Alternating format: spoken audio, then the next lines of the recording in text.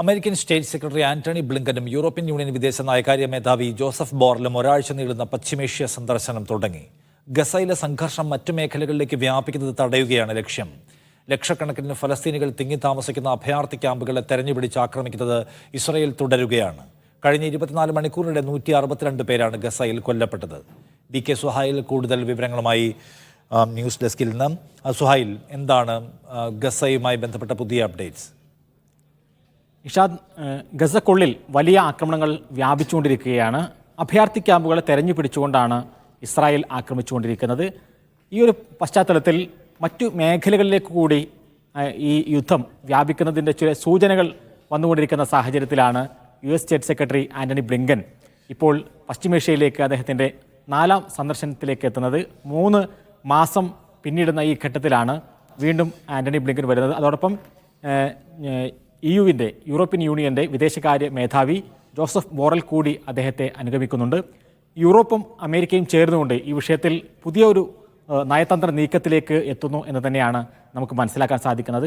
അദ്ദേഹം കഴിഞ്ഞ ദിവസം തുർക്കിയിലാണ് എത്തിയത്. ഇനി Egypt, Lebanon, Israel, UAE, Saudi തുടങ്ങിയ രാജ്യങ്ങളെല്ലാം ഇവർ സന്ദർശിക്കുന്നുണ്ട്.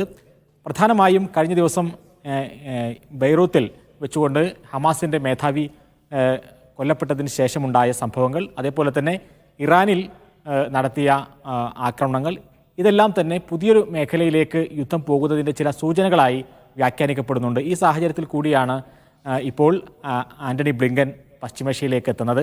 അതോടൊപ്പം ഇസ്രായേലിനുള്ളിൽ ചില കാര്യങ്ങൾ അദ്ദേഹത്തിന് ചെയ്യേണ്ടതുണ്ട്. പ്രത്യേകിച്ചും അമേരിക്ക ഇസ്രായേൽ ഗസ യുദ്ധത്തിന് പൂർണ്ണ പിന്തുണ നൽകും. പക്ഷേ വെസ്റ്റ് ബാങ്കിൽ ഇപ്പോൾ നടന്നുകൊണ്ടിരിക്കുന്ന അതിക്രമങ്ങൾ, ജൂത കയ്യേറ്റക്കാർ നടത്തിക്കൊണ്ടിരിക്കുന്ന അതിക്രമങ്ങളെ അമേരിക്ക എതിർക്കും എന്നാണ് നമുക്ക് മനസ്സിലാക്കാൻ സാധിക്കുന്നത്.